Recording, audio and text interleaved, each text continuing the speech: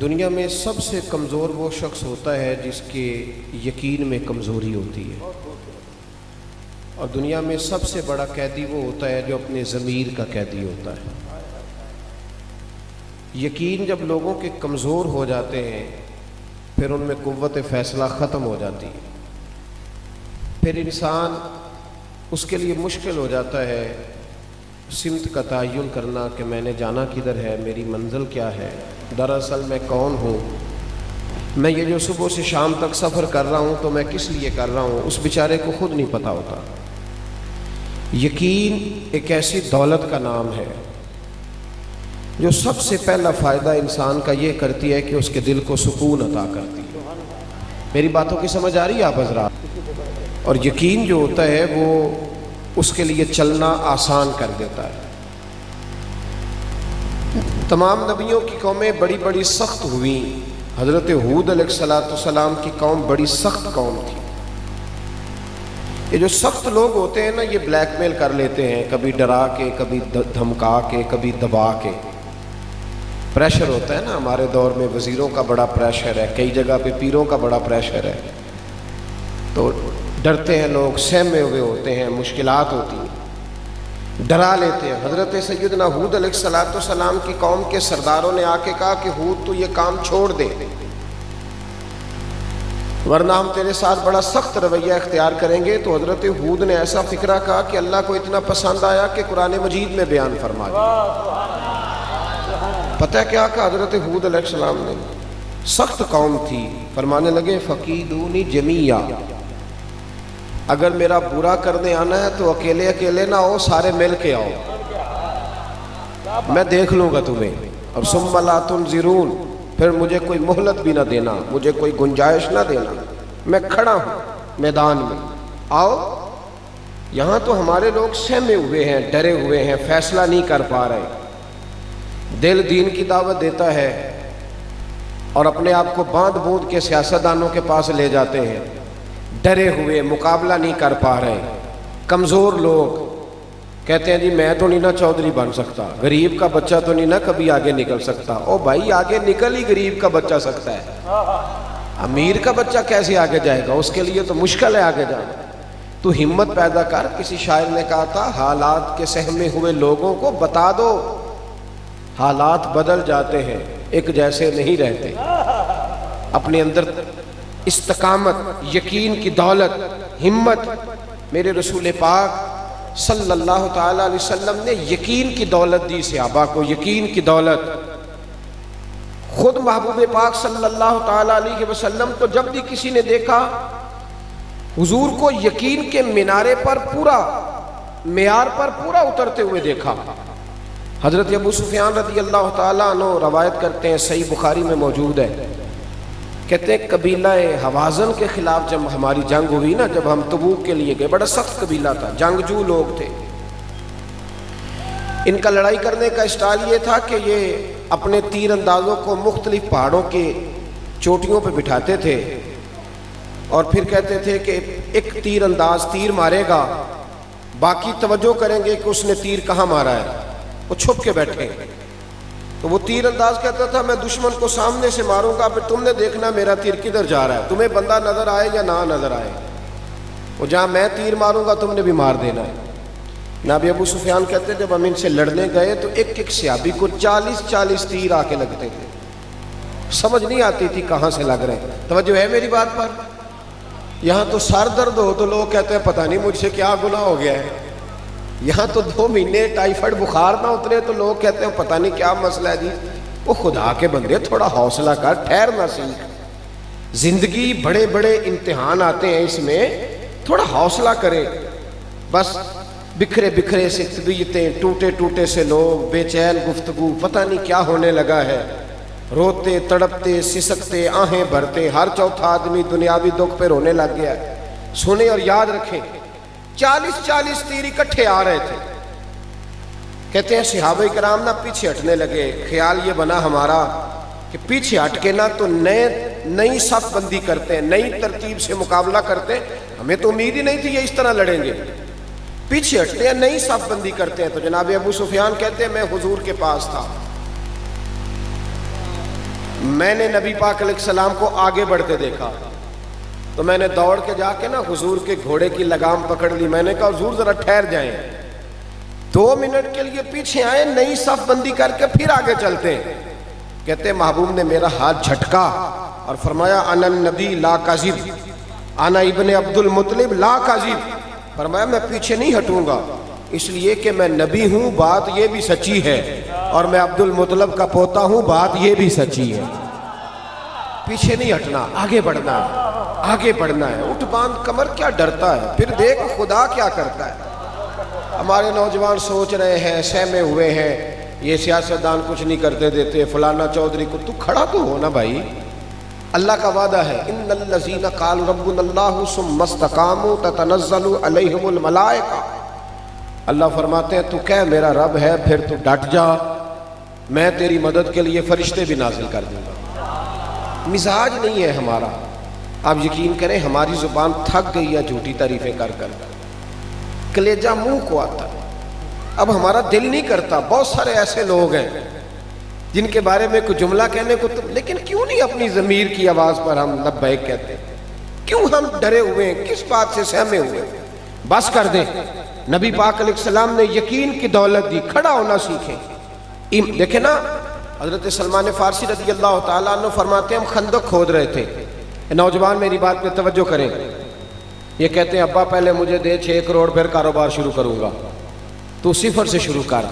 اقبال کہتے ہیں اپنی دنیا آپ پیدا کر اگر زندوں میں ہے. اگر تو زندہ ہے تو اپنی دنیا, جو سہارا لے کے چلتے ہیں وہ کمزور ہوتے ہیں. اپنی دنیا آپ پیدا کر اگر زندوں میں ہے. سر آدم ہے, ضمیر کن فقہ ہے زندگی. یہاں تو لوگ سہارے ڈھونڈتے ہیں. یقین کی دولت پیدا کرے, ہمت پیدا کرے. حضرت سلمان فارسی رضی اللہ تعالیٰ عنہ فرماتے ہیں ہم خندق کھود رہے تھے تو چٹان سخت آ گئی, ہم سے ٹوٹتی نہیں تھی, سخت چٹان آ گئی. اب تو نازک مزاجی بڑی ہے نا جی, پیر صاحب کوئی کام نہیں کرتے, بلکہ پیروں کے بچوں کی تو اتنی تباہی اتر گئی ہے بیچارے پانی کا گلاس نہیں پی سکتے. تھوڑا سا وقت آگے گزر گیا تو مشین سے انہیں پانی پلانا پڑے گا. ڈھونڈتے پھرتے ہیں کوئی بندہ مل جائے تو پانی کا گلاس لا دیں. یہ ناکامی ہے. یہ سیٹھوں کے بچے, نوابوں کے بچے, امیروں کے بچے, یہ لوگ جائیدادیں بناتے ہیں, بچے نہیں بناتے. اگر بچوں کی تربیت کر دی جائے تو جائیدادیں بڑی بن جاتی ہیں. ہم بچوں کو سہولیات دے کے انہیں تباہ کر دیتے ہیں. نبی رحمت صلی اللہ علیہ وسلم کی بارگاہ میں عرض کی یا رسول اللہ چٹان نہیں ٹوٹتی. تو چاہیے تھا نا کہا جاتا رکانہ پہلوان کو بلا لو, وہ بھی کلمہ پڑھ گیا ہے. کہنا چاہیے تھا نا کہ علی المرتضیٰ میں بڑا زور بازو ہے, ان سے کہا جائے وہ توڑ دیں گے, وہ تو خیبر کا دروازہ توڑنے کی قوت رکھتے. لیکن یہ نہیں کہا. نبی پاک علیہ السلام کے صحابہ نے عرض کی حضور چٹان نہیں ٹوٹتی. اور حضور کے دست مبارک کے بارے میں قاضی ایاز علیہ رحمہ نے لکھا ہے کہ وہ برف سے زیادہ ٹھنڈا تھا, کستوری سے زیادہ خوشبو آتی تھی, اور فرماتے ہاتھ رکھتے تھے تو لگتا میلا ہو گیا ہے. اتنے نازک ہاتھ. جب کہنا نہیں ٹوٹتی تو محبوب نے فرمایا پیچھے ہٹ جاؤ, میں تمہیں توڑ کے دیتا ہوں.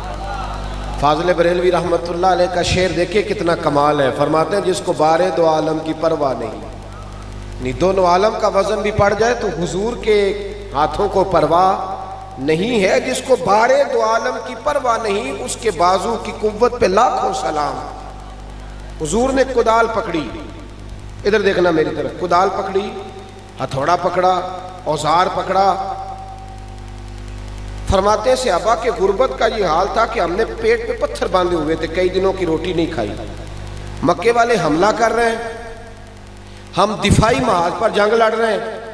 اور جب نبی پاک صلی اللہ تعالی علیہ وسلم نے پہلی ضرب لگائی نا چٹان کو, پہلی ضرب سرکار نے, توجہ ہے میری بات پر, ابھی مکہ فتح نہیں ہوا, ابھی مدینے میں دفاعی جنگ ہو رہی ہے, لیکن پہلی ضرب لگائی تو حضور کا حوصلہ دیکھیے. فرمایا اوتیت مفاتح الشام, فرمایا لو بھائی اللہ نے ملک شام کی کنجیاں مجھے عطا کر دی ہیں. ضرب لگ رہی ہے, ضرب.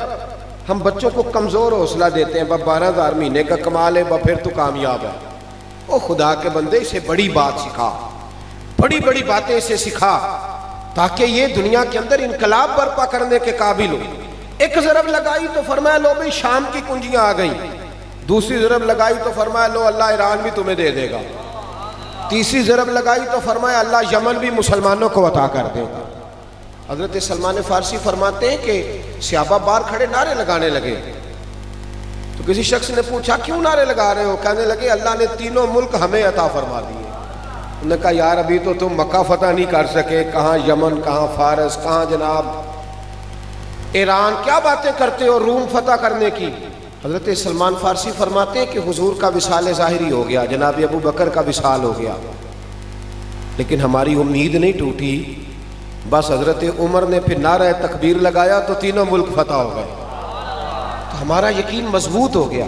مسلمانوں میں دیکھیں نا کمزوری ایمان کا یہ حال ہے، کمزوری ایمان کا۔ توجہ ہے میری بات پر؟ حکومت اگر اعلان کر دینا کہ سارے درخواستیں جمع کراؤ تمہیں نوکریاں مل رہی ہیں، تو سیٹیں ہوتی ہیں 400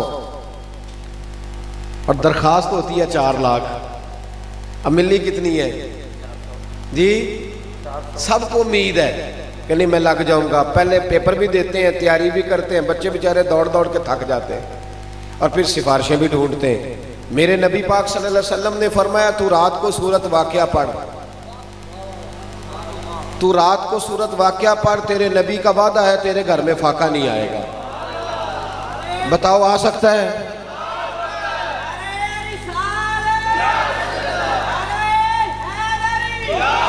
امام خازن نے اس حدیث کی شرح میں لکھا ہے، امام خازن کہتے ہیں کہ حضرت امیر المومنین سیدنا عثمان غنی رضی اللہ تعالیٰ عنہ کا زمانہ تھا، تو جناب عبداللہ ابن مسعود بیمار ہو گئے، شدید بیمار، ان کی بیٹیاں زیادہ تھیں، تو جناب عثمان غنی تیمارداری کرنے گئے گھر میں۔ توجہ ہے میری بات پر؟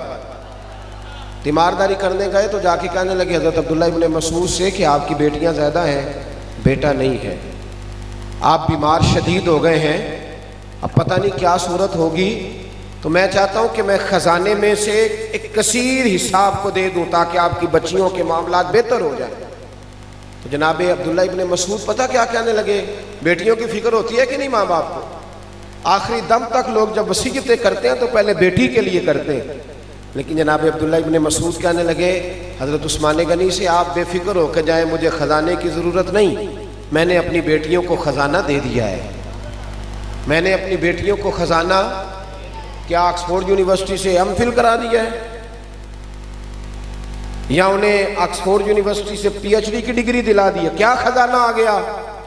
جناب عبداللہ ابن مسعود کہنے لگے میں نے اپنی بیٹیوں کو سورت واقعہ یاد کرا دی ہے، اور مصطفیٰ کریم کا وعدہ ہے کہ سورت واقعہ پڑھی جائے تو فاقہ نہیں آتا۔ فرمایا بے فکر ہو کے جائیں، سورج اپنی جگہ چھوڑ سکتا ہے، چاند ٹوٹ سکتا ہے، پر میری بیٹیوں کو فاقہ نہیں آ سکتا۔ اپنے اندر یقین کی دولت پیدا کریں۔ ہم کمزور ہیں، کیوں؟ یقین بڑا کمزور ہے، طبیعتوں کے اندر بے قراری ہے، بے سکونی ہے، سہمے سہمے لوگ۔ اب تو ایک بیماری بڑی تیزی سے پھیل گئی ہے، وہ بیماری ہے ڈپریشن کی، ٹینشن کی، سارا کچھ ہونے کے باوجود لوگ پریشان ہیں، اس لیے یقین کی دولت ہی نہیں ہے، ایمان کی طاقت ہی نہیں ہے۔ حضرت ابو سلمہ رضی اللہ تعالی عنہ کی زوجہ حضرت ام سلمہ رضی اللہ تعالیٰ عنہ کہتی ہے میرے شوہر جب بھی مسجد سے کوئی چیز سن کے آتے تو مجھے آ کے سناتے۔ میری باتوں کی سمجھ تو آ رہی ہے نا آپ حضرات کو؟ رضوی صاحب نے میری بہت تگڑی تعریف کر دی، میں پریشان ہو گیا تھا جب یہ تعریف کر رہے تھے۔ میں نے کہا کہ بھائی دیکھیں نا، کبھی آدمی غلط فہمی کا بھی تو شکار ہو جاتا ہے نا، تو میں نے کہا ایسا نہ بن جائے کسی جگہ میں بھی غلط فہمی کا شکار ہو جاؤں، پھر مسئلہ خراب ہو جائے۔ لیکن چونکہ یہ ان کی طبع میں نفاست ہے، اللہ تعالیٰ انہیں جزا دے، تو میں وہ بات ان کی سہ گیا، ورنہ میں نقیب حضرات سے کوشش کرتا ہوں، میں کہتا ہوں میرے قد کے مطابق کی بات کرو جتنا میں ہوں، اس سے اونچی نہ کرو۔ دیکھیں سنیں، یاد رکھیں میرے بھائی، حضرت ام سلمہ رضی اللہ تعالیٰ عنہ کہتی ہے میرے شوہر جو بھی بات مسجد سے سنتے نا مجھے آ کے سناتے۔ آپ بھی سناتے ہیں گھر جا کے؟ جی، موٹر سائیکل کی ٹکر ہو جائے تو وہ سناتے ہو جا کے، لیکن جمعہ پڑھ کے جا کے گھر بات سنایا کرو، اس سے گھر میں نور پیدا ہوگا۔ جب گھر میں حضور کی باتیں چھڑیں گی نا، نور پیدا ہوگا۔ کہتے ہیں وہ جو بھی بات سنتے گھر آ کے سناتے۔ ایک دن آئے تو کہنے لگے لو ام سلمہ میں کمال سن کے آیا ہوں، آج بات تمہیں بڑا فائدہ دے گی۔ سناؤ۔ کہنے لگے آج نبی پاک علیہ الصلوۃ والسلام نے فرمایا جس بندے پر بھی کوئی مصیبت آئے اسے کہنا چاہیے انا للہ و انا الیہ راجعون۔ صرف موت کے وقت نہیں، الذین اذا اصابتہم مصیبہ قالوا انا للہ و انا الیہ راجعون۔ جب بھی کوئی مصیبت پڑے تو کیا کہنا چاہیے؟ یاد ہو جائے گا، لائٹ کے جانے پہ بھی پڑھا کرو، یہ بھی ایک مصیبت ہے، بڑے کام رک جاتے ہیں۔ نبی پاک صلی اللہ تعالیٰ علیہ وسلم نے فرمایا کہ یہ پڑھو جب بھی کوئی مصیبت آئے، فرمایا جو تمہارا نقصان ہوا ہوگا نا اللہ تمہیں اس سے بہتر چیز عطا کر دے گا۔ کیسی نفع والی بات ارشاد فرمائی، جو تمہاری چیز گئی ہوگی اللہ بہتر نعم البدل دے دے گا۔ جناب ام سلمہ کہتی میں نے وظیفہ پکا لیا، مدینے میں مشہور تھا کہ جتنا اچھا شوہر میرا ہے کسی بی بی کا نہیں۔ فرماتی ہیں جب بھی کوئی مصیبت آتی میں یہ پڑھ لیتی، فرماتی ہیں لوگوں دیکھو میرا کیا حال ہوا، مجھ پر ایک مصیبت وہ آئی جس کا میں نے کبھی تصور بھی نہیں کیا تھا، میرے شوہر ہی انتقال کر گئے۔ میں نے پھر پڑھا انا للہ و انا الیہ راجعون، کہتی ہے میں نے پڑھا، پڑھ تو میں نے لیا، حضور کی بات پر یقین بھی کامل تھا، لیکن پھر میں سوچنے لگی کہ نہ میرا عمر کا وہ حصہ ہے، نہ میں خوبصورت ہوں، اس عمر میں کون مجھ سے نکاح کرے گا؟ اور سرکار نے فرمایا اللہ تمہیں بہتر چیز دے گا۔ ام سلمہ کہتی ہیں ادھر یقین بھی تھا، توجہ ہے نا میری بات پر، یقین بھی تھا اور پریشان بھی تھی کہ اب عمر نہیں، اور پھر ابو سلمہ سے اچھا شوہر کیسے ملے گا؟ فرماتی ہیں میں اپنے مقدر پہ رشک کرنے لگی جب خود نبی پاک نے مجھے پیغام بھیجا کہ میں تیرے ساتھ نکاح کرنا چاہتا ہوں، حضور نے مجھے پیغام بھیج دیا۔ فرماتی ہیں میری آنکھوں میں آنسو آئے اور میں نے اپنے دل پہ نظر ڈالی، میں نے کہا ام سلمہ اپنا ایمان مضبوط رکھنا، مصطفیٰ کی باتوں پر، نبی پاک کی باتوں پر یقین کامل رکھنا۔ تو کہتی تھی ابو سلمہ سے اچھا شوہر نہیں مل سکتا، اللہ نے تجھے ساری کائنات سے اچھا شوہر عطا کر دیا۔ یقین کی جو دولت ہوتی ہے نا، یقین کی، یہ انسان کو نا مضبوط، یہ انسان کو مضبوط کر دیتی ہے، بندہ پہاڑ بن جاتا ہے۔ ہمارے اندر نا کمزوری یہ آئی ہے، سارا کوئی سن سنا کے، ادھر دیکھیں میری طرف، ایک بندہ مست ہے، نعت سن رہا ہے، مست ہے، پوری مست ہو کے اس نے نعت خواں کی نعت سنی۔ میرے جیسے آدمی نے پوچھا یار آج تو بڑا کلام آیا، کہنا کلام تے چنگا پڑھیا، پتہ نہیں روپیہ بھی 20,000 لیا ہے، تو میں کہ ہوں تو 20,000 والی گل بھول کیوں نہیں جانا؟ چھوڑ دے یار، تو اس کو چھوڑ دے کسی اور طرف تو۔ اچھا جی ہوں 50,000 لاکھ دی گل ہے، اچھا میرے معلومات ناقص ہیں اس حوالے سے، کہندے ہوں نہیں 50,000 دی گل، ہوں تے کم دور نکل گیا ہے۔ اللہ تعالیٰ ہمیں سمجھنے کی توفیق عطا فرمائے، اللہ فضل کرے ہمارے حال۔ تو یاد رکھیں یقین کامل پیدا کریں، مضبوطی اپنے ایمان۔ اعلیٰ حضرت فاضل بریلوی رحمۃ اللہ علیہ حج کے لیے گئے، اب تو خیر حج بھی لائیو آتے ہیں نا جی، موج بن گئی ہے، اور پھر نیچے لکھا ہوتا ہے جب میں 5ویں حج پہ گیا اس وقت کی تصویر، ہاں جی، اب تو لائیو آتا ہے سارا کچھ۔ اعلیٰ حضرت حج کرنے گئے تو حج پر جب آپ پہنچے نا تو کشتیوں کا سفر ہوتا تھا، بحری جہاز کا، بڑا مشکل ہوتا تھا حج۔ ہمارا تو حاجی ابھی بھی اے سی خراب ہو بس کا تو ناراض ہو جاتا ہے، وہاں کہنا تو سب پیسے نہیں لائے، یہ کیوں نہیں چلتا پیا اے سی میں؟ تو اعلیٰ حضرت فاضل بریلوی حج کے لیے جانے لگے تو بحری جہاز ہوتا تھا بہت بڑا، تو کئی دفعہ ہوائیں تیز چلتی تھی تو جانا ادھر ہوتا تھا تو حج ادھر، وہ جہاز ادھر چل پڑتا تھا۔ بڑے مشکل لوگ حج کے لیے جاتے تھے، وصیتیں لکھ کے جاتے تھے، کفن ساتھ رکھے ہوتے تھے کہ پتہ نہیں کیا بنے۔ فاضل بریلوی حج کے لیے گئے تو رستے میں نا طوفان آ گیا، تیز طوفان، اب کشتی ہچکولے کھانے لگی، کبھی ادھر جاتی ہے کبھی ادھر جاتی ہے۔ لوگ اعلیٰ حضرت کے پاس آئے، کہنے لگے مولانا دعا فرمائیں۔ آپ فرمانے لگے تم فکر نہ کرو، یہ جہاز ڈوبے گا نہیں، یہ منزل تک جائے گا۔ وہ کہنے لگے کرامت نہ سنائیں، دعا کرا دے۔ فرمانے لگے کرامت نہیں سنا رہا، بیٹھ جاؤ جا کے، یہ منزل تک جائے گا۔ ہم دعا کے لیے کہہ رہے ہیں، مولانا دعا ہی نہیں کرا رہے، کرامت سنا رہے ہیں۔ اب جب یہ نظر آتا ہے نا ہچکولے کھاتی کوئی چیز تو کلمہ بھی ذرا جلدی جاری ہو جاتا ہے، ورنہ تو کلمہ صرف کل شریف پہ جاری ہوتا ہے۔ جی میں نے حاجی صاحب سے کہا تازہ حج کر کے آئے تو بیٹے کی شادی پہ ڈھول ڈمکا کیا، تو میں کیا حاجی صاحب جاندے ہیں تسی نعتاں پڑھائیاں سن تے حج تے جاندے ہیں تے ہن کی شروع ہویا جی؟ تو تھوڑا سا انہوں نے سخت رویہ اختیار کیا تو میں بھی سخت ہو گیا۔ میں نے کہا اگر شادی کے موقع پہ آپ نے بینڈ باجا بجایا ہے نا تو جب آپ کے گھر میں کوئی فوت ہو تو وعدہ کریں اس وقت بھی یہی بجائیں گے، کول پہ بھی پھر یہی بجانا۔ کیا رب رسول سے تمہارا رشتہ صرف دکھوں کا ہے، سکھوں کا نہیں؟ جب اللہ تمہارے گھر، اور میں تو کہا کرتا ہوں تیرے دیندار ہونے کا پتہ ہی تب چلے گا جب تیرے بیٹے کی شادی ہوگی۔ کول شریف پہ تو سارے نیک ہوتے ہیں، سارے وضو کر کے شمارے پڑھنے آ جاتے، جب آیا کل کا وقت تو پھر قرآن پاک کھول لیا، تسبیح نکال لی، اور جب بیٹے کی شادی ہوئی پھر کیا مطلب ہوا؟ حج بھی کیتی جاندے ہو تے لہو بھی پیتی جاندے ہو، کھو کے مال یتیماں دا تے بھیج مسیتی جاندے ہو، پھٹ دلاں دے سیندے نہیں تے ٹوپیاں سیتی جاندے ہو، نفس تے چھری پھیر دے نہیں تے دمبے کیتی جاندے ہو، فرض پلائی بیٹھے ہو تے نفلاں نیتی جاندے ہو، اور دسو تے سی بلے شاہ نو ایک ہی کیتی جاندے ہو۔ یہ کیا انداز تکلم ہو میرے بھائی، یاد رکھ۔ اچھا وہ جب ہچکولے کھانے لگا نا تو سب لا الہ الا اللہ لا الہ الا اللہ، اعلیٰ حضرت کی بارگاہ میں آئے، کہنے لگے مولانا دعا کرا دے۔ فرمایا تمہیں کہا ہے نا کچھ دیر کا طوفان ہے، ٹل جائے گا۔ تھوڑی دیر گزری تو واقعی ٹل گیا، طوفان واقعی ٹل گیا۔ اب وہ سارے آہستہ آہستہ شرمندہ ہونے لگے کہ بابا تو کوئی صاحب کرامت ہی ہے، جیسے کہا تھا ویسے ہو۔ اب شرمندگی آہستہ آہستہ آہستہ آہستہ چند گھنٹے گزرے تو قدموں میں آنے لگے، کہنے لگے بابا جی ایک بات تو بتائیں، آپ کو کیسے پتا تھا طوفان ٹل جائے گا؟ تو میری طرح کا پیر ہوتا تو کہتا تو ان پہلا نہیں سی دس چھڑیا میں، میرے کو کرامت ہے۔ لیکن اعلیٰ حضرت پتہ کیا فرمانے لگے یہ میری کرامت نہیں، یہ میرا یقین کامل ہے۔ کہا حضور کیا مطلب؟ فرمانے لگے میرے نبی پاک نے سواری پر بیٹھنے کی دعا بتائی ہے، جب میں بیٹھا تھا تو میں نے دعا پڑھ لی تھی، حضور نے فرمایا پڑھ لیا کرو حادثہ نہیں ہوگا، تو چونکہ میں پڑھ چکا تھا اب چاند تو ٹوٹ سکتا ہے، ستارے تو جھڑ سکتے ہیں، پر حادثہ نہیں ہو سکتا، اس لیے کہ میں وہ دعا پڑھ کے بیٹھا۔ صاحب یاد رکھیں یہ جو کمزوری یہ ایمان ہے نا، اس کو دور کریں، استقامت کی دولت پیدا کریں۔ ہمارا سکون بھی مسجد میں، ہمارا اطمینان بھی نبی پاک کے قدموں میں۔ ایک بات مجھے سنانے کو کہا گیا، اب وہ بعض اوقات ایسے ہوتا ہے کہ باتیں دوستوں نے سنی، ذرا آنکھوں میں پڑتی ہیں، دوستوں نے سنی ہوتی ہے تو وہ کہہ دیتے ہیں۔ ایک بات میں عرض کر، حالانکہ یہ عنوان نہیں، بہرحال پھر بھی میں عرض کر دیتا ہوں، ایک بات میری یاد رکھنی ہے، آپ بہت سارے لوگ ماشاءاللہ تشریف لائے ہوئے ہیں، بہت سارے لوگ،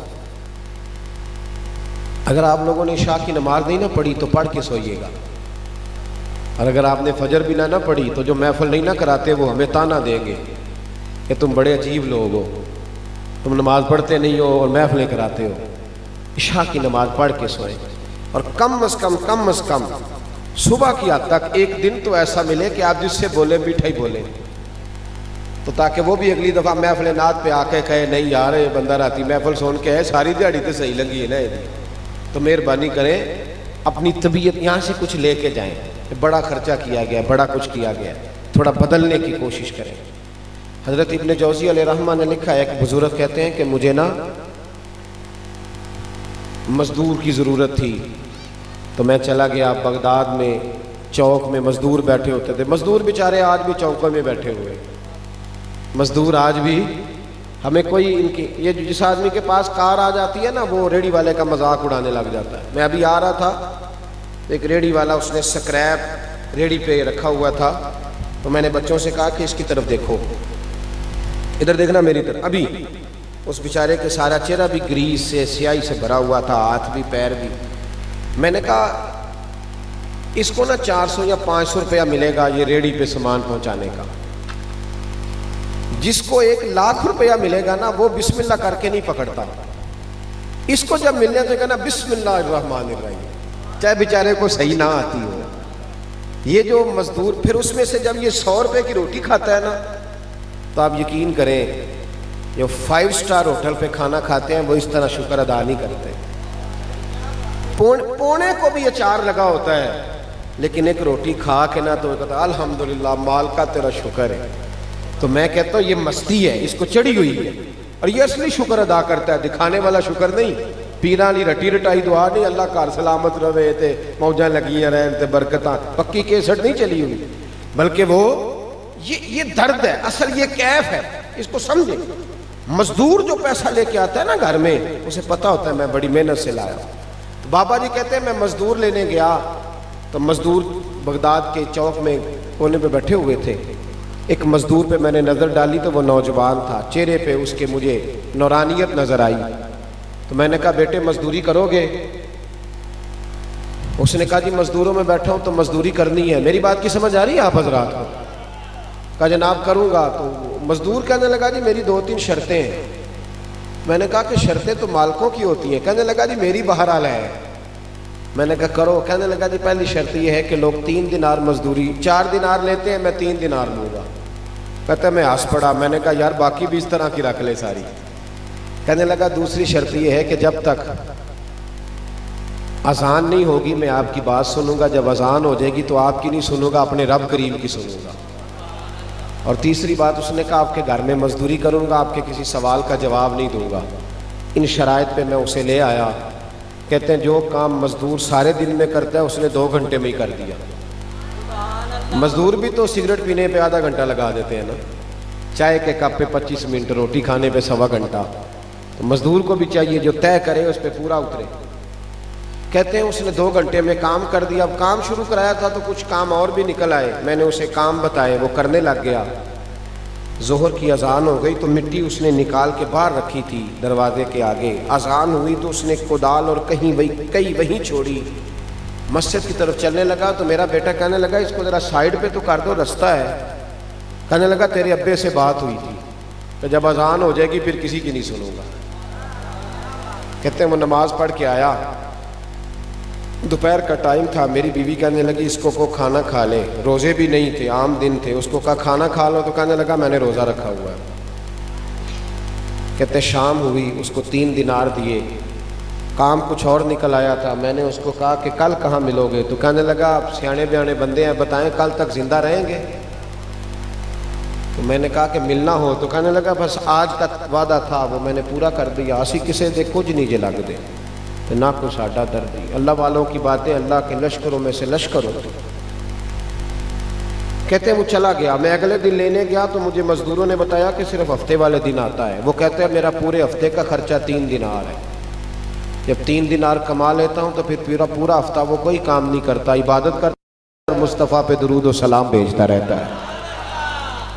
کہتے ہیں میں نے ہفتہ انتظار کیا، اگلے ہفتے انہی شرائط پہ پھر لایا، تیسرے ہفتے بھی لایا، چوتھے ہفتے بھی لایا، 5ویں ہفتے گیا تو ملاقات نہ ہوئی۔ پوچھا وہ کہاں ہے؟ لوگ کہنے لگے بیمار ہو گیا۔ گھر کہاں کا؟ قبرستان کے پیچھے کچی بستی میں۔ کہتے ہیں میں وہاں گیا، دروازے پہ دستک دی تو کہنے لگا حضور مجھے پتہ ہے آپ آئے ہیں، آ جائیے۔ تو میں اندر گیا تو تیز بخار تھا۔ تمہیں کیسے پتہ چلا میں آیا ہوں؟ کہنے لگا حضور غریب کا پتہ لینے کوئی اللہ والا ہی آئے گا، امیر امیروں کی خبر لیتے ہیں۔ کہتے میں قریب بیٹھا تو تیز بخار تھا، میں نے حال چال پوچھا تو کہنے لگا بابا جی حال نہ پوچھو، میرے 2 کام کر دو گے؟ میں نے کہا وہ کون سے؟ اس نے جیب سے ہاتھ ڈالا، چند دینار نکالے، کہنے لگا میں آج رات کو انتقال کر جاؤں گا، یہ پیسے لے لو، کفن خرید کے نا میرا جنازہ پڑھ کے تو قبرستان میں دفن کر دینا۔ پھر دوسرے جیب میں ہاتھ ڈالا تو ہیرے کی انگوٹھی نکالی، کہنے لگا جب دفن کرو تو یہ ہارون رشید کو دے دینا، اسے کہنا تیری امانت ہے۔ کہتے میں نے کوئی اور بات کرنی چاہی تو رو پڑا، کہنے لگا بابا معاف کر دے، میں نے آج رات جانا ہے، بڑی معافیاں مانگنی اپنے رب سے، مجھے اللہ سے تنہائی کرنے دے، آپ جائیں۔ کہتے میں اٹھ کے آ گیا اور اس کی باتوں نے مجھے رات بھر سونے نہ دیا۔ اگلی صبح سورج چڑھنے کا انتظار کیا تو رات کئی سالوں کی ہو گئی۔ کہتے میں گیا، دروازہ کھولا تو خوشبوئیں میرا استقبال کرنے لگی۔ جب میں نے اس کے چہرے سے کپڑا ہٹایا تو لگا جیسے ابھی ابھی سویا ہے۔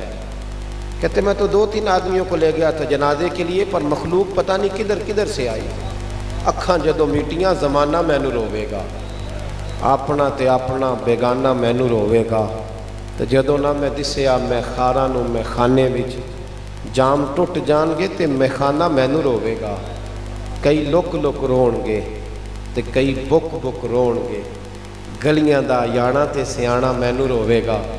کہا پتہ نہیں کہاں سے مخلوق آئی، جنازہ پڑھا، دفن کیا، हीरे की अंगूठी लेके मैं हारून रशीद के पास गया। एक तन्हाई में मेरी उससे मुलाकात का मुझे मौका मिल गया, तो मैंने उसे अंगूठी दी तो हारून रशीद तो चीखे मारने लगा, कहने लगा वो अंगूठी वाला कहाँ है? मैंने कहा तो फौत हो गया। अच्छा, कब्र कहाँ है?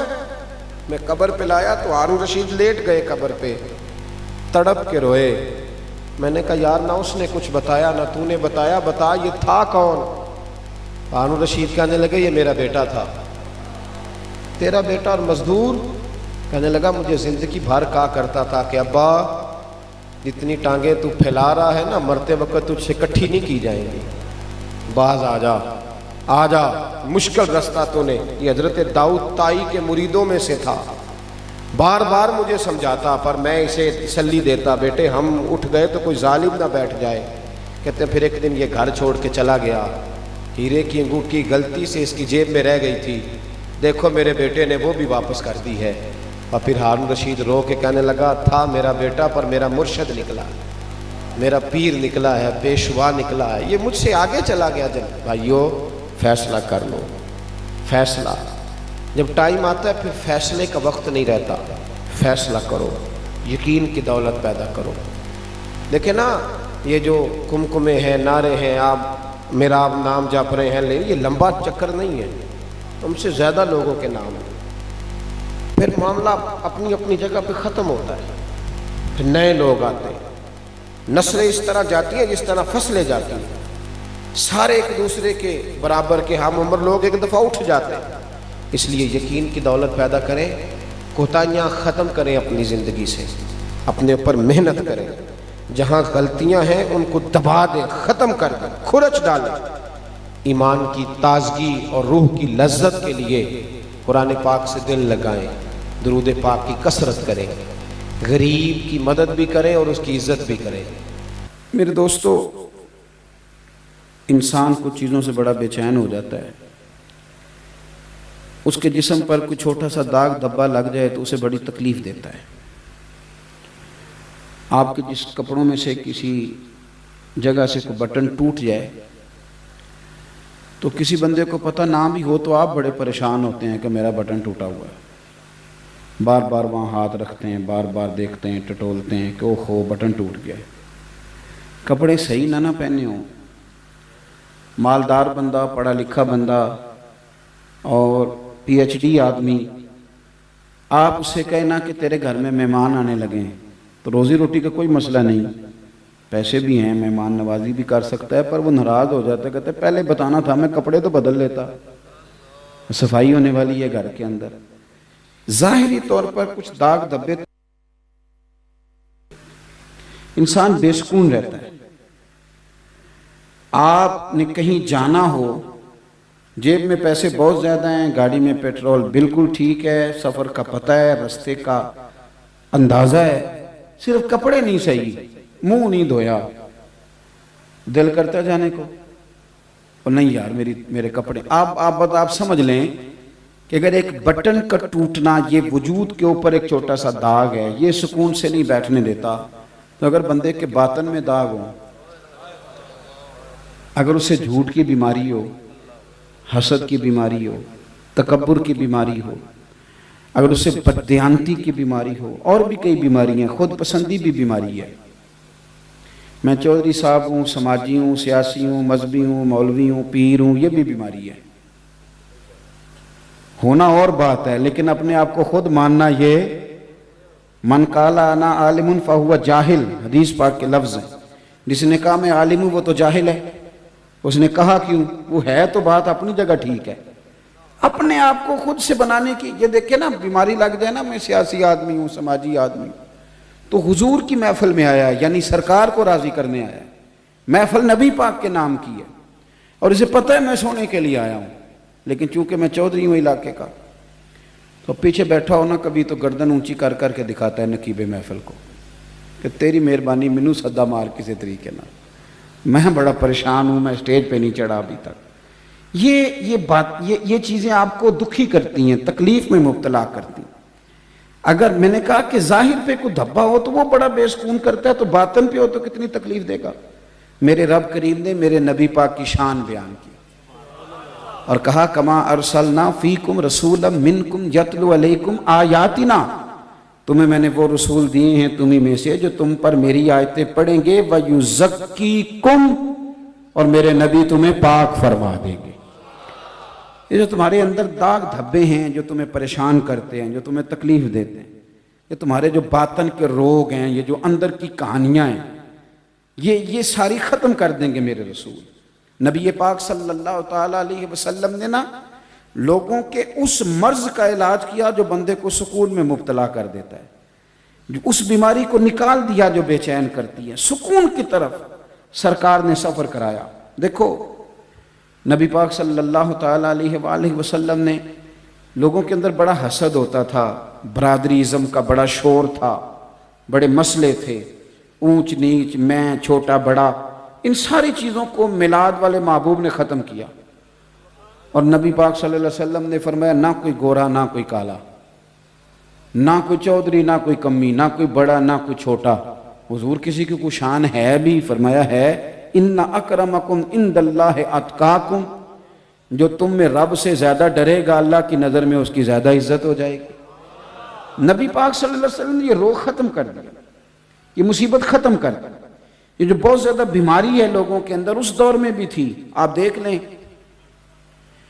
ابو جہل نے آ کے نبی پاک صلی اللہ علیہ وسلم کی بارگاہ میں یہ کہا تھا کہ ہمارا دل کرتا ہے آپ کے ساتھ بیٹھیں، لیکن یہاں بلال بیٹھا ہوتا ہے کالے رنگ کا حبشی غلام، دل کرتا ہے بیٹھے پر یہاں سلمان بیٹھا ہوتا ہے، دل کرتا ہے بیٹھے پر روم سے آیا ہوا سہیب بیٹھا ہوتا ہے، تو ان چھوٹے لوگوں کے ساتھ بیٹھے تو آپ ذرا ان کو ہٹائیں پھر ہم بیٹھیں گے۔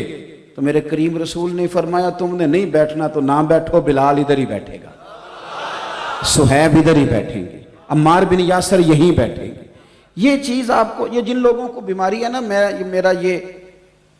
میں نا کچھ ایسے بیمار بھی میں نے اپنی زندگی میں دیکھے ہیں کہ ہاتھ کو درد کوئی بھی نہیں ہو رہا، اللہ کی فضل سے تندرست ہیں، پر گاڑی کا دروازہ ڈرائیور صاحب نے کھولنا ہے۔ یعنی یہ بیماری ہے، یہ نقص ہے، اس کو دور کرنا چاہیے۔ یعنی ان کو ابھی تک وہ پریشان ہیں کہ میں گاڑی کا مالک ہوں کہ نہیں، ابھی ٹینشن ہے۔ یعنی کوئی دروازہ کھولے تو پتہ چل جائے کہ یہ دروازہ کھولنے والا میرا ملازم ہے، اور یہ بیماری ہے، اس کو دور کرنا چاہیے۔ جو اللہ کے بندے ان کا یہ رویہ، میں ایک یونیورسٹی میں چلا گیا لیکچر کے لیے، مجھے بلا لیا گیا، تو ایک طالب علم کہنے لگا ایک سوال بڑا پریشان کرتا ہے، میں کرتا اس لیے نہیں کہ کوئی مجھے بے ادبی نہ کہہ دے۔ تو میں نے کہا کہ میں چونکہ چھوٹا مولوی ہوں تو میں انشاءاللہ ہو سکتا ہے تیرا مسئلہ حل کر دوں، اور اگر مجھے نہ پتہ ہوا تو میں تحقیق کر کے بتا دوں گا۔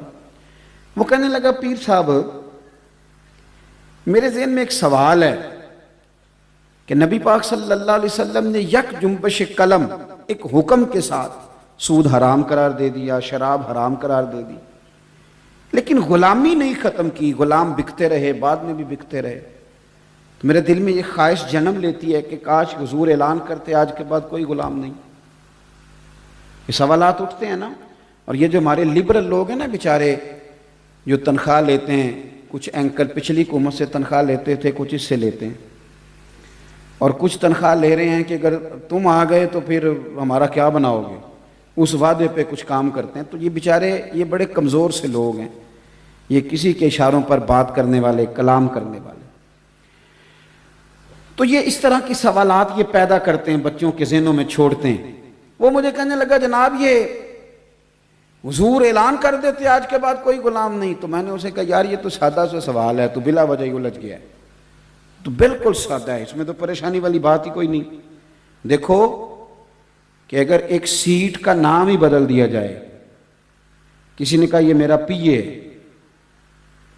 اور کچھ عرصے کے بعد اس نے کہا یہ پی اے نہیں، آج کے بعد یہ میں نے سیٹ ہی بدل دیا، پی اے کوئی نہیں ہوگا، یہ مینیجر ہے،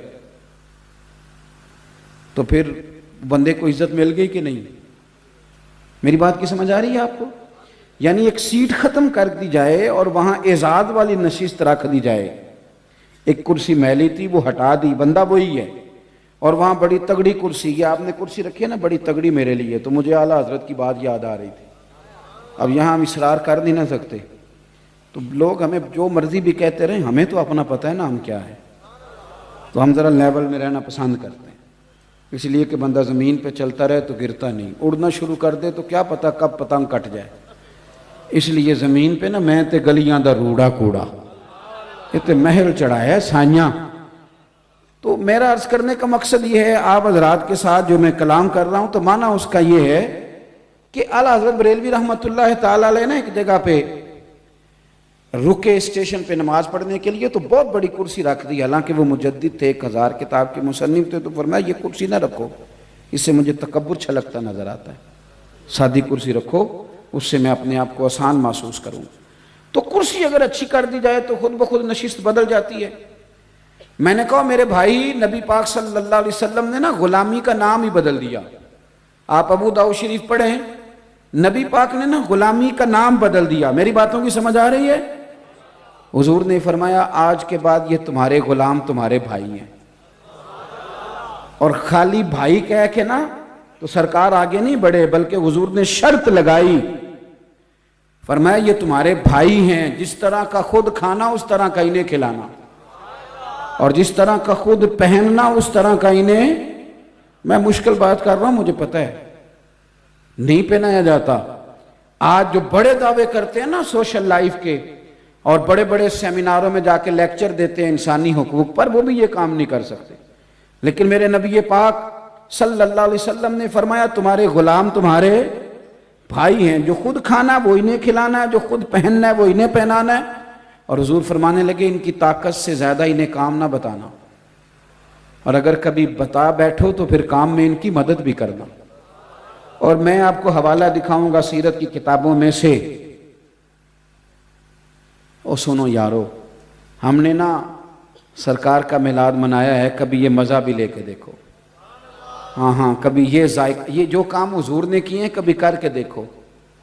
میرے نبی پاک صلی اللہ علیہ وسلم کے غلام اگر کوئی مشکل کام کر رہے ہوتے تھے نا تو اللہ کے رسول خود جا کے ان کی مدد فرمایا کرتے تھے۔ وہ کام ان کے ساتھ حضور خود کراتے، خود سرکار کراتے۔ یہ بہت بڑی بیماری ہے بن کے بیٹھ جانا، یہ بڑا تکلف والا معاملہ۔ اگر آپ کی زندگی سادی ہے تو پھر بڑی آسان ہے، اور اگر زندگی آپ کی سادی نہیں تو پھر وہ آسان ہے۔ مثال دوں، جڑا منڈا 4000 روپے لا کے سر تے بال کھڑے کراندہ ہے نا بیچارہ، وہ بڑا پریشان ہے کہ تکو میں انہیں پیسے لائے نے کسی ویکھیا ہی نہیں میرے حال، وہ بڑا پریشان ہے۔ اور جو بابا جی بیچارے سیدھے سویرے گئے تھے نا چارہ کاٹنے، اور شام کو آئے تو منہ دھویا، انہیں کوئی ٹینشن نہیں کہ کوئی فوٹو بنائے چاہے نہ بنائے، کوئی دیکھ اسی کسے دے کچھ بھی نہیں لگ دے، نہ کوئی ساڈا دردی، سادہ زندگی آسان۔ میرے رسول پاک صلی اللہ علیہ وسلم نے یہ جو ہمارے تکلفات تھے، ہماری پریشانیاں بلا وجہ کی آزمائشیں ساری حضور نے دور کر دی۔ نبی پاک صلی اللہ علیہ وسلم نے وَيُزَكِّيكُمْ کی شان کے ساتھ ہمارے باطن کے سہرے میل کچیل کھرچ دیے، زندگی آسان ہو گئی۔ مولا علی شیر خدا، مولا کائنات حضرت علی المرتضی شیر خدا کرم اللہ تعالی وجہ الکریم نے اپنے غلام کو لے گئے بازار۔ اس کہنے لگے چلا دوست بازار سے کپڑے لینے جانا ہے۔ غلام ساتھ چلا گیا، 2 کپڑے خریدے، 2 جوڑے خریدے، 2 لباس مولا علی نے۔ ایک ذرا مہنگا تھا اور ایک سستا۔ ہم بھی 2 قسم کے کپڑے خریدتے ہیں، دکاندار سے کہتے ہیں پہننے والے دکھا، وہ دکھاتا ہے، پھر کہتے ہیں ذرا دینے دلانے والے بھی دکھا۔ وہ کون سے ہوتے ہیں جی؟ جو پہننے والے نہیں ہوتے، کیونکہ پہننے والا تو ہم نے پہلے لے لیا، اب کیا کر دینے دلانے والا۔ میں سمجھ لیں میری طبیعت میں خشکی ہے، اب کچھ باتیں کر دیتا ہوں اور تکلیف سے کرتا ہوں۔ ایک دوست ایک دن مدرسے کے بچوں کے لیے کپڑے لے کے آئے، اتنے سارے، اور گرمیوں میں موٹے جوڑے لے کے آ گئے، یہ طالب علموں کو کپڑے دینے۔ میں کہتے 2 سوٹ تو سوانا پہنا، پھر منڈیاں بھی پانے۔ کیا آپ نے لوارا سمجھا ہوا ان بچوں کو؟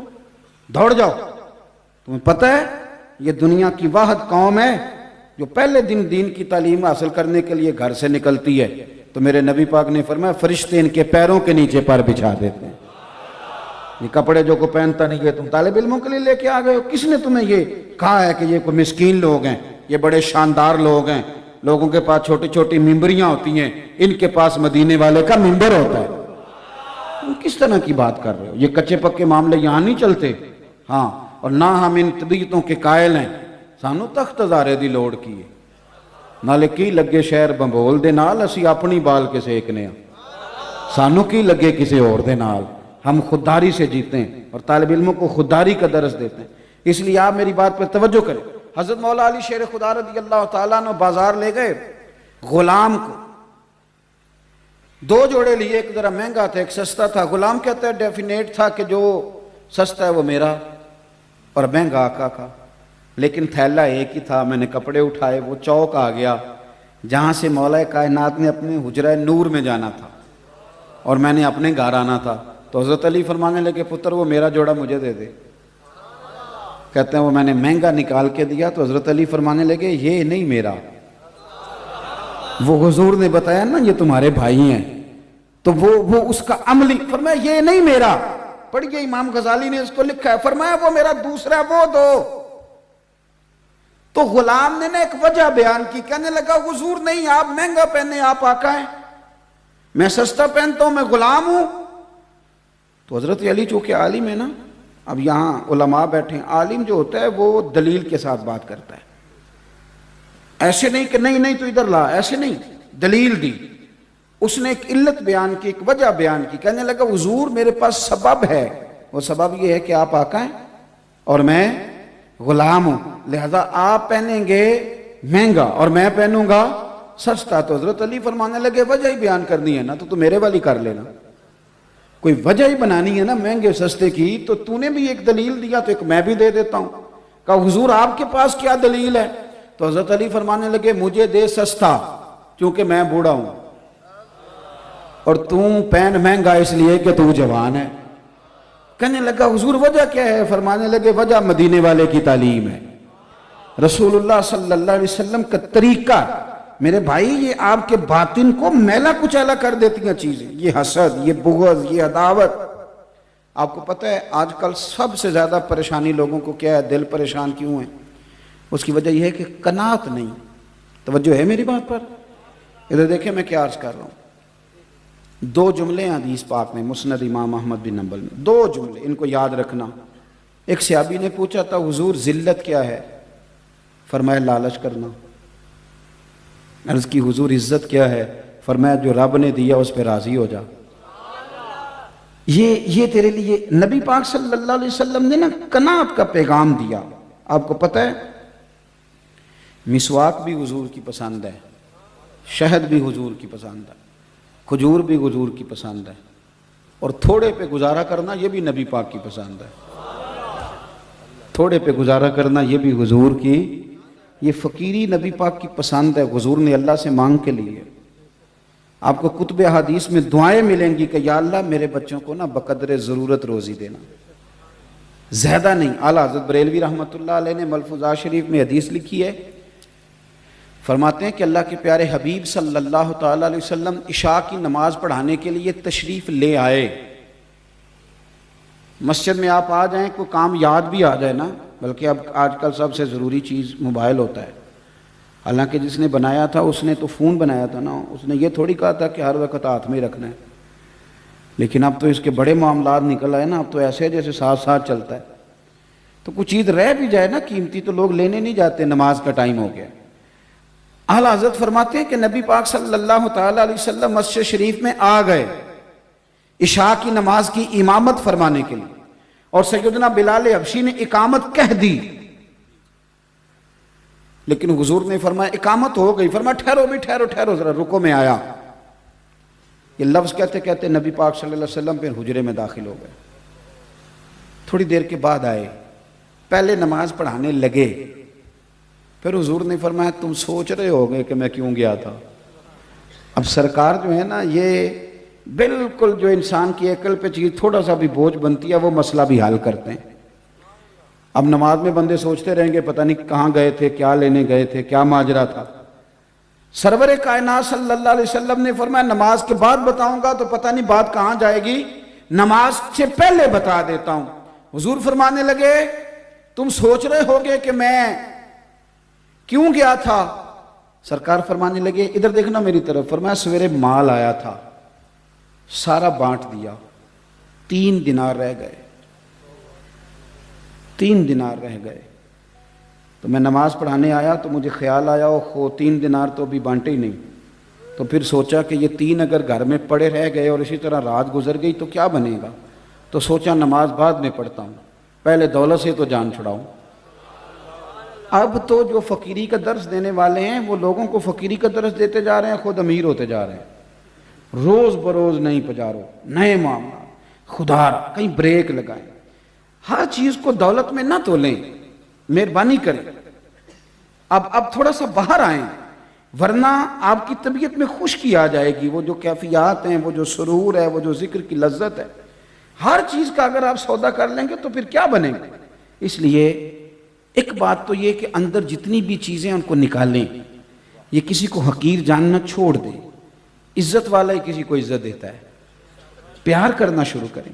اور دوسرا یہ کہ تھوڑی قناعت اختیار کریں۔ میں نے زیادہ باتیں نہیں کرنی، بس میں اپنی بات سمیٹنے لگا ہوں۔ مجھے اندازہ ہے کہ محفل نعت کا ماحول ہے تو انشاءاللہ تعالی محفل مبارکہ آگے چلے گی، اور میں ویسے بھی اللہ تعالیٰ آپ کو جزائے خیر دے، انہوں نے مدینہ شریف میں ملاقات ہو گئی، پھر بھی بعد میں بڑی محبت کے ساتھ کہا تو میں حاضر ہو گیا، ورنہ میں بزدل سا خطیب ہوں۔ ہم تو اس وقت جلسہ کر کے بڑی دیر کے گھر بھی پہنچ جاتے ہیں۔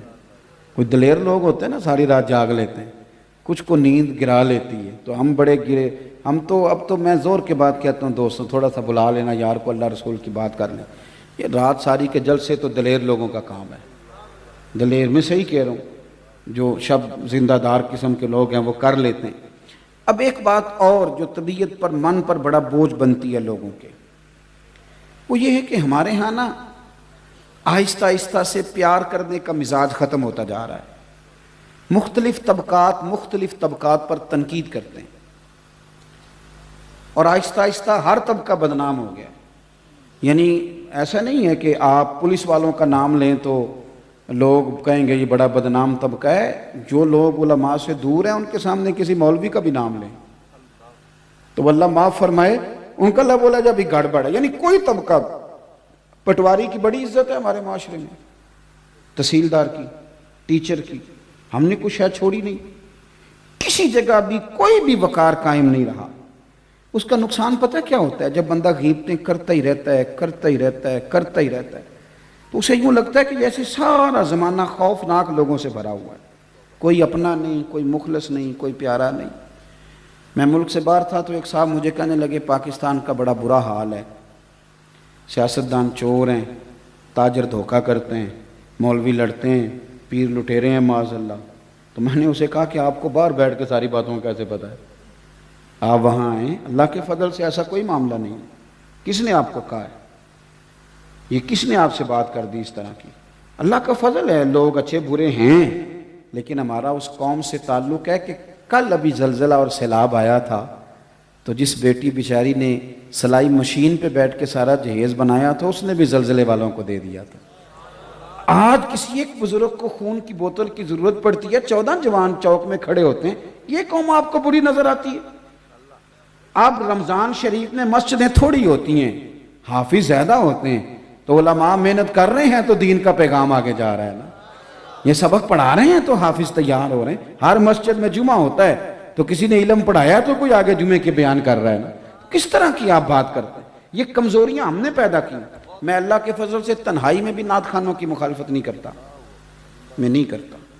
میں کسی وائس کی مخالفت نہیں کرتا۔ اس کی وجہ یہ ہے کہ میں ایک بندہ ہوں، میں یہاں تقریر کر رہا ہوں، لیکن محفل تو اس وقت میرپور میں بھی ہو رہی ہوگی، گجرات میں بھی ہو رہی ہوگی، لاہور میں بھی ہو رہی ہوگی، تو جب میری اوقات اللہ نے اتنی بنائی ہے کہ میں صرف یہاں بات کر سکتا ہوں تو پھر مجھے چاہیے نا جو لاہور ذکر رسول کر رہا ہے میں اس کو بھی مان ہی جاؤں۔ یہ تھوڑا نکلیں آپ ان چیزوں سے، آپ تھوڑا سا زندگی کو مثبت بنائیں۔ میرے رسول پاک صلی اللہ علیہ وسلم نا لوگوں کو عزت دیتے، لوگوں سے پیار کرتے، ہر طبقات کے لیے حضور نے عظمت بیان کی، ہر طبقے کے لیے عالم کے فضائل بیان کیے، حافظ کے فضائل بیان کیے، حاجی کے فضائل بیان کیے۔ نبی پاک صلی اللہ علیہ وسلم کی نعت پڑھنے والے کو میرے نبی نے چادر عطا فرمائی، میرے رسول پاک نے قاضی کے فضائل بیان کیے، عدل کرنے والے بادشاہ کے فضائل بیان کیے، جو بیٹی پالے اس کے فضائل بیان کیے۔ رسول کائنات صلی اللہ تعالی علیہ وسلم نے فرمایا رستے سے روڑا ہٹانے والے کو بھی میرا رب جنت عطا فرما دے گا۔ رسول پاک صلی اللہ علیہ وسلم نے محنت کر کے، مزدوری کر کے، کوشش کر کے پیسہ کمانے والے کو اللہ کا دوست کہا۔ حضور نے تاجر کے بارے میں کہا، تاجر کے بارے میں ترمذی کی حدیث ہے، فرمایا تو سچ بول کے تجارت کرنا، اللہ سچے تاجر کو قیامت کے دن نبیوں کے ساتھ جگہ عطا فرمائے گا۔ کون سا ایسا طبقہ ہے جس کی حضور نے، اور یار کچھ نہیں، ایک مومن ہے، داڑھی سفید ہے، کچھ نہیں، مومن ہے اور داڑھی، خالی مومن ہے، نہ حافظ ہے، نہ مولوی ہے، نہ مفتی ہے، نہ قاری ہے، نہ نعت، کچھ نہیں، مومن ہے، داڑھی سفید ہے۔ میرے نبی پاک نے فرمایا یہ میرا مومن سفید داڑھی لے کے جب قبر میں جائے گا ترا فرشتوں سے فرمائے گا اسے عذاب نہ دینا، میرے نبی کی سنت وہ بھی سفید رنگ کی، مجھے حیات دیا اسے عذاب دیتے ہوئے۔ حضور نے تو ہر طبقے کو عزت دی، ہر طبقے کے حصے میں حضور نے عزت لکھی۔ عورتوں نے آ کے عرض کیا تھا یا رسول اللہ صلی اللہ علیہ وسلم، مرد ساری فضیلتیں لے گئے، قاضی بھی مرد بنے، مجاہد بھی مرد بنے، غازی بھی مرد بنے، ہم تو پیچھے رہ گئیں۔ تو نبی پاک صلی اللہ تعالیٰ علیہ وسلم نے فرمایا تمہیں پتہ ہے کہ جب تم حاملہ ہوتی ہو تمہارے پیٹ میں بچہ ہوتا ہے تو کریم محبوب فرماتے ہیں جتنا تلوار لے کے میدان میں جہاد کرنے والے کو اجر ملتا ہے اتنا ان دنوں میں بی بی کو اجر دیا جاتا ہے، اور اگر اسی حالت میں بچے کے ولادت کے وقت وہ انتقال کر گئی تو اللہ کے رسول فرماتے ہیں رب اسے شہیدوں کے ساتھ کھڑا فرمائے گا۔ ہر طبقے کو میرے نبی پاک نے اکرام دیا۔ ہم نہ اپنی عزت سمجھتے ہیں اور نہ کبھی سامنے والے کا اکرام کرتے ہیں۔ اگر سب سے پہلے تو ہمیں خود سمجھنا چاہیے، خود اپنے آپ کو خوش قسمت سمجھیں، آپ جہاں بھی بیٹھیں، جو فضائل سرکار نے ہمارے لیے بیان کیے انہیں کھولیں، اور شکر کا رویہ پھر طبیعتوں سے تلخی جاتی ہے۔ جب آپ راضی رہنے، ہمارے ہاں نہ کوئی بندہ آتا ہے وہ ہمیں تلخ کر کے چلا جاتا ہے، یہ ہماری مذہبی سٹیج پہ بھی یہ کام ہوتا ہے، پہلا باری میری ہے تو پھر باری میری ہے، تو اس سے بھی بڑی پریشانی ہے۔ محفل کرانے والا بیچارہ اس طرح ہوتا ہے کہ جس طرح کڑکی میں پھنسا ہوا بندہ ہے، پتہ نہیں کب نکلے گا، کب اس کی جان چھوٹے گی، بڑا خوف۔ یہ مذہبی محافل میں ہوتا ہے، میں ہم کو صحیح بتا رہا ہوں۔ یہی حال باقی جگہوں پہ میں نے دیکھا ہے۔ اور میں ایک دن جا رہا تھا گاڑی میں تو ایک آدمی نا غلط کراس کر گیا، تو اب وہ گاڑی بڑی مشکل سے ڈرائیور نے سنبھالی تو اسے غصہ چڑھ گیا، بچے کو، گاڑی چلانے والے کو، وہ تلخ کر گیا ماحول۔ دو چار باتیں اب ہوئیں تو میں نے دیکھا اس کا موڈ خراب ہو گیا ہے۔ میں نے آخیا میں کہ پتر اس تو جو کرنا سی وہ کر گیا، تو نساں تے سفر کرنا ہے کہ نہیں؟ نبی پاک صلی اللہ علیہ وسلم نے ہمیں کیا سبق دیا؟ حضور نے ہمیں معاف کرنے کا سبق دیا، اور اس طرح معاف کرنا کہ بات ہوئی ہی نہیں، ہمیں پتہ ہی کوئی نہیں، اسی کسے دے کچھ بھی نہیں لگتے، اور ضرورت ہی کوئی نہیں۔ اتنا لمبا رٹا، اتنی لمبی کہانی، اتنی انا کا بت۔ مشکاہ شریف پڑھیے، ایک صحابی دوڑے دوڑے آئے، انہوں نے کہا یا رسول اللہ معاذ اللہ ثم معاذ اللہ، نقل کفر کفر نہ باشد۔ کفار نے بیٹھ کے سوچا ہے کہ جو لفظ محمد ہے نا صلی اللہ علیہ، اس کا معنی اللہ زی یحمد حمدن بعد حمد، جس کی بار بار تعریف کی جائے اسے محمد کہتے ہیں۔ انہوں نے سوچا ہے کہ یار ہم بڑے بیوقوف لوگ ہیں، محمد بھی کہتے ہیں، اور محمد کا تو معنی ہی تعریف ہے، اور محمد بھی کہتے ہیں اور تنقید بھی کرتے ہیں، یعنی جو محمد ہو اس پر تنقید نہیں ہو سکتی۔ نہیں سمجھ آئی آپ کو میری بات؟ جو محمد ہو اس پر تنقید، کیونکہ محمد کا معنی ہی ہے تعریف کیا ہوا۔